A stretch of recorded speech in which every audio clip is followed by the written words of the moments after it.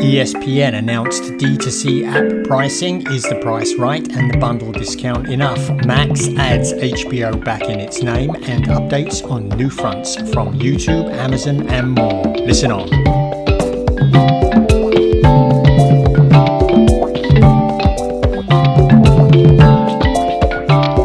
This is Will Richmond from Video News, and Colin Dixon from In-Screen Media is with me, of course. And Colin, how are you doing today? I'm doing good, Will. Recovering a little bit from watching the new Mark Wahlberg and Halle Berry movie called The Union on Netflix. Things blew up, shots were fired, and I'm just glad I had my laptop on my lap so that I had something to do, because it was not very good. Sounds like a non-inspiring experience.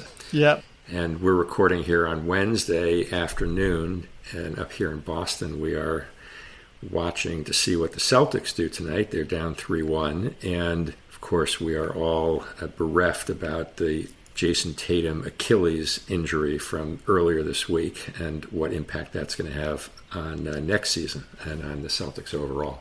Yeah, the Warriors are missing their Steph Curry through injury as well. But anyway, we're going to talk a little bit about NewFronts, a little bit about HBO, and then we'll get to ESPN. But you're going to kick us off with a couple of observations from the NewFronts, right? Yeah, so NewFronts wrapped up last week. Last week we said we'd just try to touch base quickly on a couple of things that caught our attention. And I just wanted to call out, there were a number of things I thought they were interesting, but just a couple of quick call outs. One is, I thought Amazon, and these are related to each other actually, but Amazon talked about a new pause ad that they're introducing that is AI powered and is going to analyze the content, the viewing content, and also the advertising creative to auto-generate a relevant ad that will show up as the pause ad that is going to be dynamically created to integrate with the on-screen imagery. And I thought that makes a ton of sense for Amazon, of course, both for products that are already advertised on Amazon, but even for products that are not advertised on Amazon, or sold on Amazon rather. So I thought that made a lot of sense, very interesting. Another application of AI. And also related to that, I thought Whirl, also contextually relevant ads, did a nice demo at their NewFront showing how the same ad would be integrated into two different movies, but one where it's relevant and one isn't.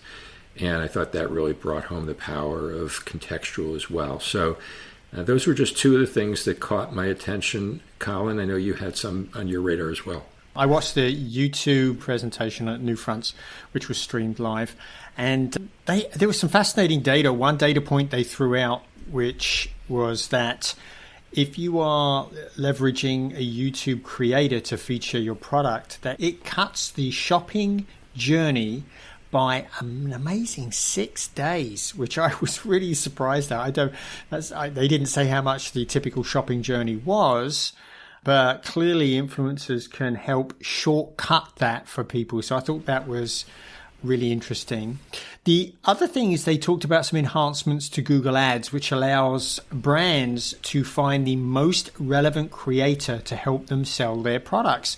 And they can segment the creator audiences as well, and pretty much just like you do viewers. And as an example, they talked about interesting facts about some of the audience features, like yogurt eaters are 6 times more likely to be gymnastics fans. So I guess if you want to sell yogurt, placing an ad in a gymnastics relatable short or with a creator that focuses on gymnastics will be a really good deal.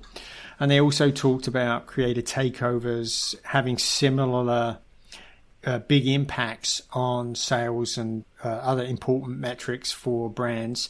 And basically what a creator takeover is, basically a brand would own 100% of what that channel is doing. So it's a complete sponsorship of the channel.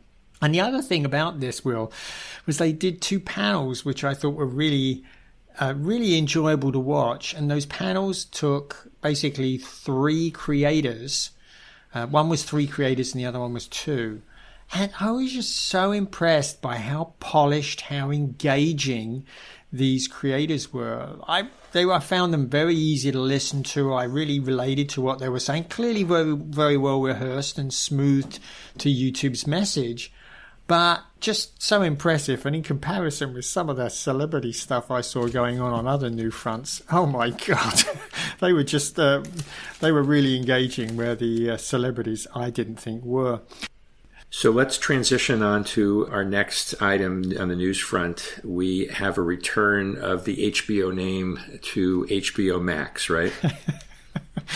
Both of us. I think probably everybody in the market was shaking their heads at this, Will.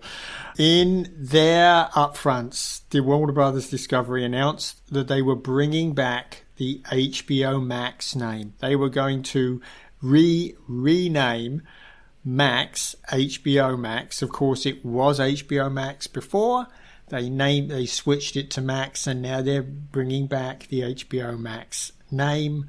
I don't really understand their modus operandi for making the change back, but since you and I were pretty confused about why they made the change in the first place, then this certainly makes, I think, a lot of sense. It's good that they had the common sense to actually go back to that name. I mean, HBO is such a powerful name, Will, and for them to bury it inside the Max app was a huge mistake. This is correcting that mistake. There was lots of speculation that moves like this are positioning the company to split, which would mean they were splitting back to the way it was before they formed, where these two parts, the HBO part and the Discovery part, were separate. But anyway, I think probably even subscribers to Max will be shaking their heads when this rolls out to them, don't you? I'm sure they will. It doesn't change anything from a content strategy standpoint, I don't think. It's just a purely branding exercise, but it does make one scratch one's head about why they dropped the HBO brand in the first place 2 years ago. Yeah. And what's changed now? It does not make sense to me. In fact, I vaguely remember us doing a podcast on how it didn't make sense at the time to us either. No. And if they want to unroll one other thing that they did, which I think was a mistake, they should take Max or HBO Max out of Amazon channels. They're sharing half of the revenue, I'm sure, from that product inside Amazon channels. I don't understand when they went back there. They were getting great growth without Amazon channels. So maybe there's another opportunity for something else for them to unroll as they reposition Max back to HBO Max. Although we do know the power of Amazon channels to drive SVOD subscriptions. We certainly do, but as you remember, I'm sure, from the graphs from Jonathan Carson at Antenna, what his data shows is that direct selling is the primary method for SVOD services that are premium. They're not for the select services, the ones that are more targeted, but for premium, direct selling works. And that's probably the best format. And, you know, getting the HBO name back, Will, I think is going to reinforce that even more because people know that HBO name so well. Anyway, that's that. Okay, all fair points, Colin. And let's get to our main story this week, which no doubt our listeners have already seen, that ESPN has finally announced that both the name and the pricing for its quote-unquote flagship direct-to-consumer product, and it is going to be just ESPN. And the thinking there was that the ESPN name is already well known and resonates, and they didn't want to create any confusion in the market. Here we were just talking about HBO and Max and that branding confusion.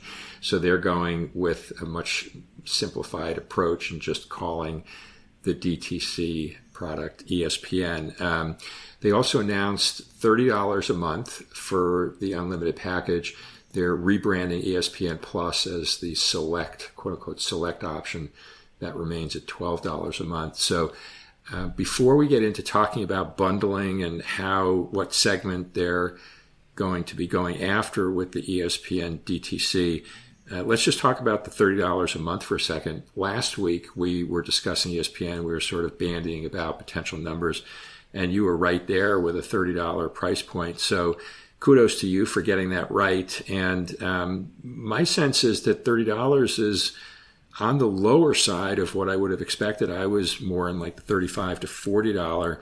And one of the things that was on my mind was the pricing of the venue sports, which of course never launched, but that was at $43 a month. And I thought ESPN would come in closer to that than to the 30. So I'm a little bit surprised by that aggressive pricing. How about you?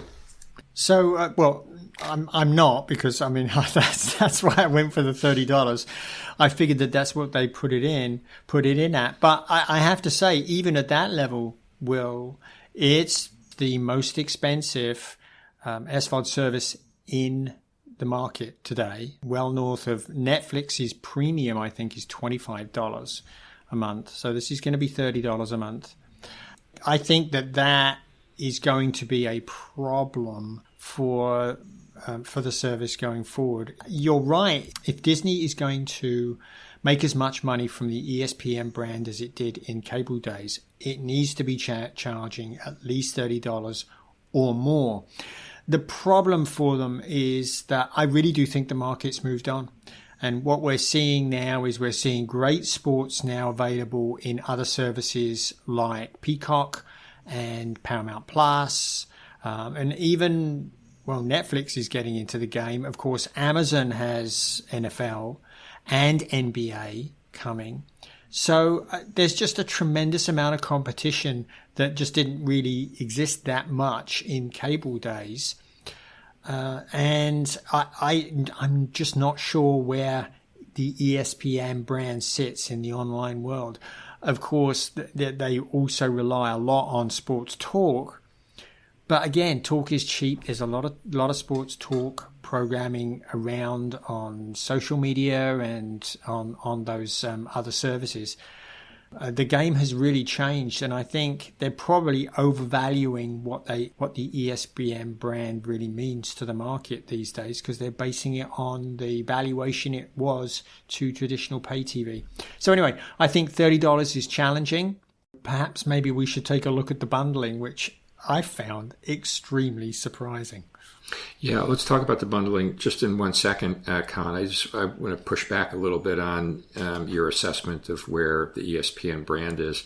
I would argue that it's still really by far the most important sports broadcasting brand out there when you look at the various rights that they have across so many different sports, and the role that ESPN has played in, I think, preserving the pay TV bundle.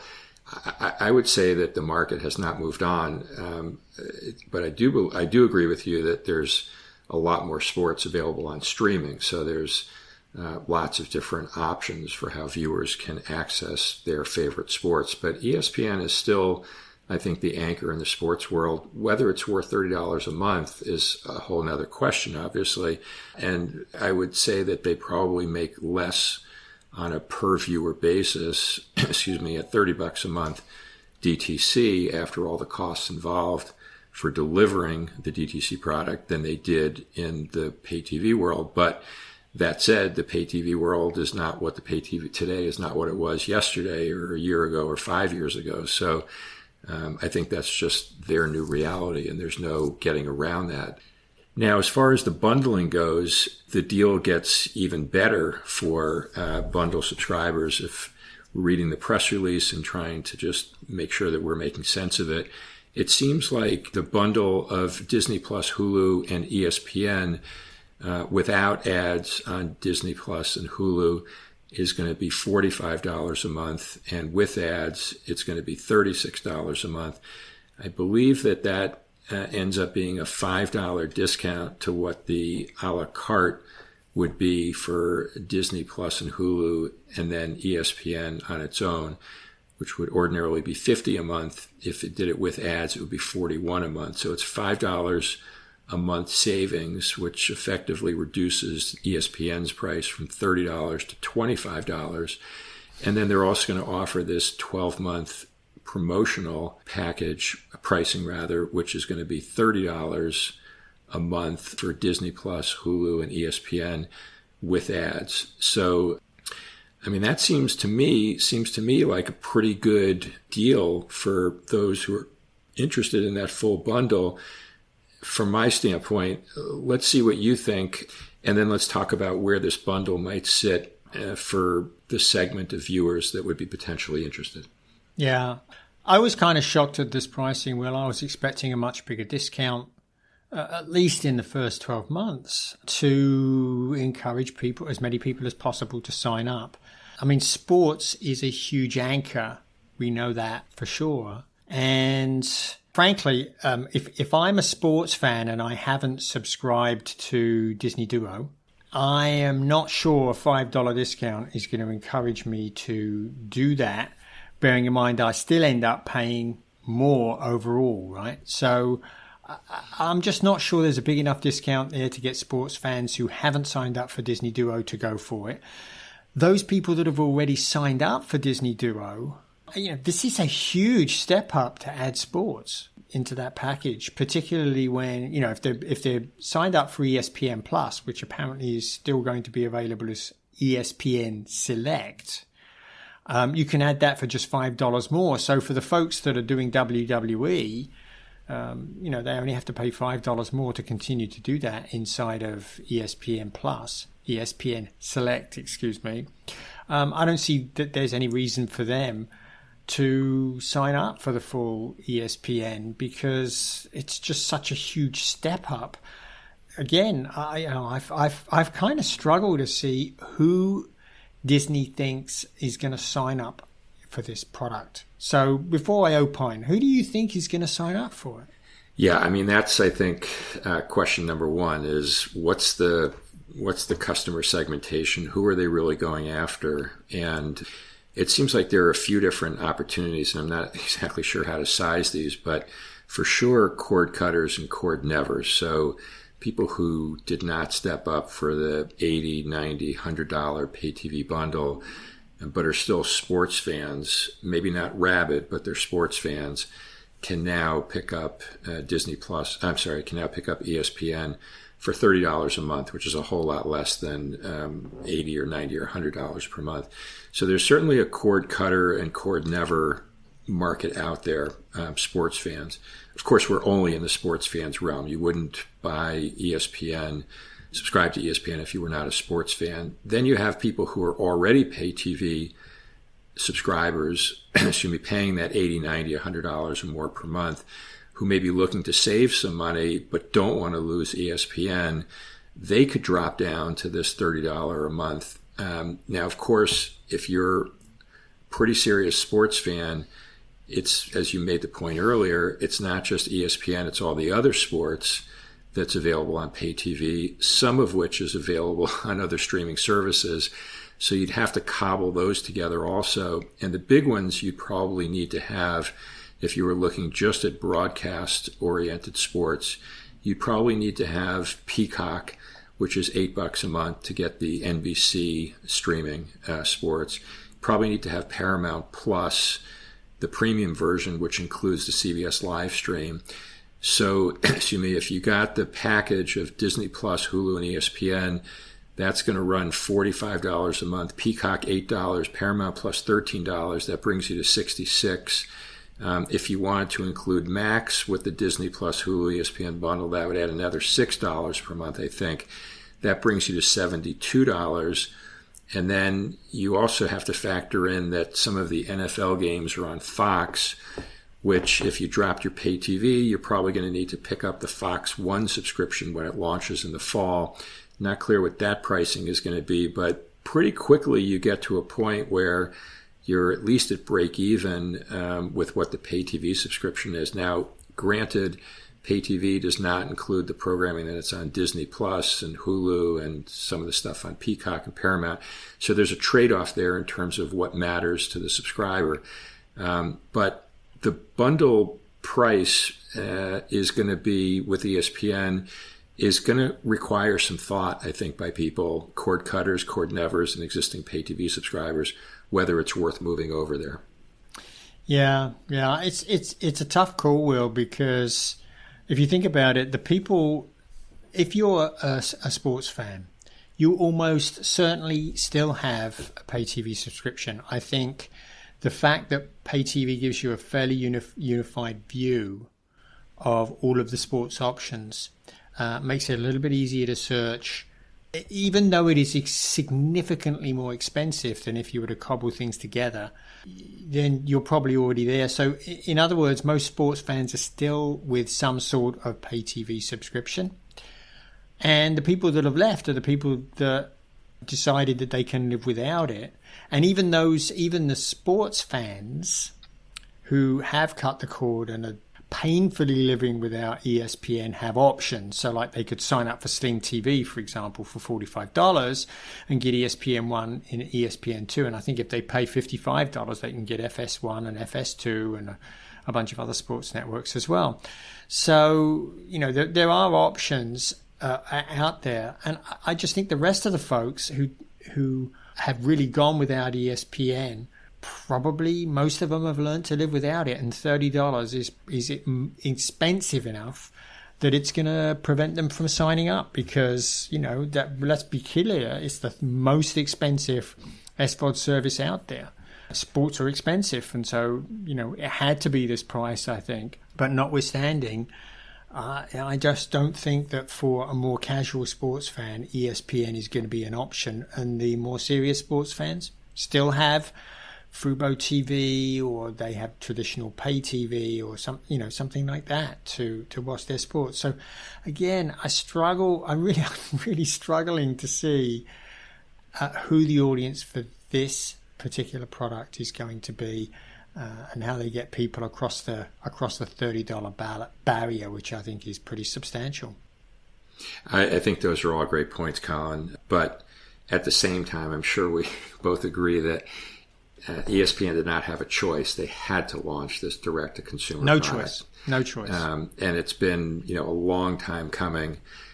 And obviously there were a lot of, no doubt, rights things that they needed to clear in the background here. But they had no choice. The pricing is probably, I would argue, probably about as low as they could go. And, at the same time, to your point, we have to see how many people really fit into the segments that they're targeting. And I would say it's not going to be a product with overwhelming subscribership, but it's going to be a product that has a market for it. And I also don't think you can underestimate the power of the Disney Plus, Hulu, and ESPN bundle, especially if you throw Max in there as well. Yep.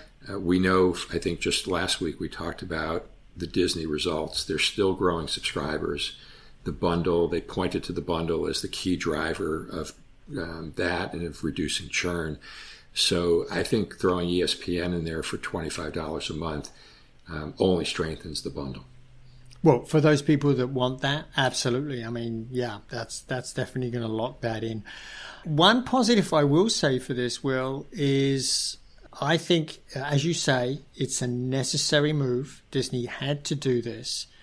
The truth is that although sports has been a big boon to pay TV, it is not helping to stop the collapse of that market. It continues to drop 10-12% every year, and that is not slowing down. But the positive thing here is one of the things that we wanted when we were pay TV subscribers 10 years ago. Study after study showed that we wanted choice. We wanted to configure our own packages, and in particular, if we weren't interested in sports, we didn't want to have to pay them. And this really shows that consumers are beginning to get what they wanted. So now you really don't have to pay for ESPN if you don't want it. And let's be honest, ESPN was the most expensive channel in the pay TV bundle. It was a big driver of the increases in costs. So on the positive side, this is great. This gives consumers what they want, the ability to choose not to subscribe to ESPN if they don't want to. I agree. I agree completely. It's something that has been a long time coming. And at the same time, I guess I would say that people who people who have pay TV, but for non-sports reasons, that market has really shrunk in the advent of streaming because the entertainment choices now are so plentiful. Yeah. So I don't know. I don't know, but I would think that the percentage of people who subscribe to pay TV these days for non-sports reasons is relatively small. Yeah. And so, yeah, now that ESPN has been set free, it's going to pull some people away for sure. And who knows what impact that's going to have on pay TV. Right. And we learned this week, of course, that CNN is going to have its own app as well that people can subscribe to and get CNN. So news is breaking free of cable as well. So, yeah, all the backstops are going well. Fair enough. Well, we will keep an eye on how ESPN the app is not supposed to launch until the fall, by the way. So we still have some time to wait and see how things develop. But guessing that the folks at Disney and ESPN have thought about this from all angles. So we'll wait and see how this plays out when it launches. We will indeed.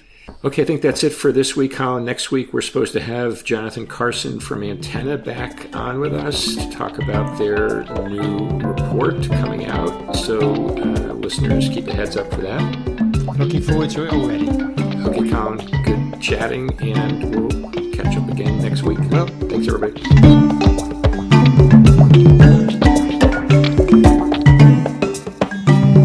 Inside the Stream is a production of In-Screen Media and Video News. All rights reserved.